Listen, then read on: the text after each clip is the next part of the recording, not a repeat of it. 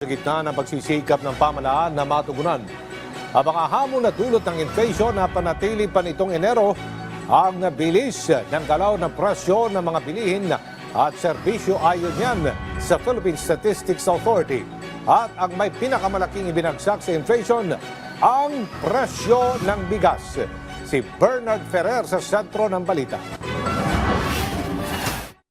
Nananatiling stable ang headline inflation ng bansa sa 2.9% itong Enero 2025.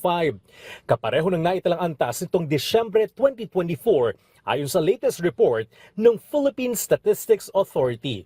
Ang mga pangunahing nag-ambag sa overall inflation ay ang food and non-alcoholic beverages na may 3.8% inflation at 50.3% share.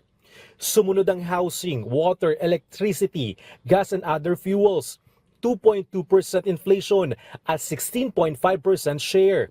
At ang restaurants and accommodation services, 3.2% inflation at 10.8% share. 5 sa pangunahing commodities na nag-ambag sa overall inflation ay ang kamatis, 155.7% inflation. Restaurants, cafe at iba pa, 3.3% inflation. Renta sa bahay, 2.0% inflation. Karne ng baboy, 8.4% inflation.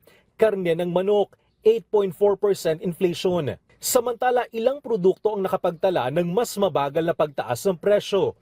Mais, 3.6% inflation. Flour, tinapay at iba pang produkto, 1.7% inflation. Prutas at mani kabilang ang saging, 6.5% inflation. Positibong balita rin ang naitalang negative 2.3% inflation sa bigas na nagpapakita ng pagbaba ng presyo mula Disyembre 2024. Tatlo yung ating tinatrack, yung regular meal, dual meal, saka special rice. For all the three items na under sa rice, negative lahat yung inflation rate niya year on year, saka month on month. Sa National Capital Region o NCR, bumagal ang inflation sa 2.8% itong Enero 2025.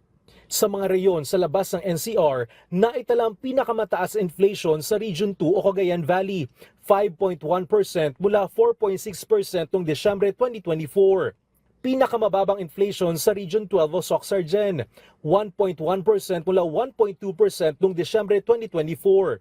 Sinabi naman ni National Economic and Development Authority Secretary Arsenio Balisacan na ang stable na inflation rate ay patunay na epektibo ang mga programa ng pamahalaan sa pagpapanatili ng presyo ng mga bilihin sang-ayon sa target ng Philippine Development Plan 2023 to 2028.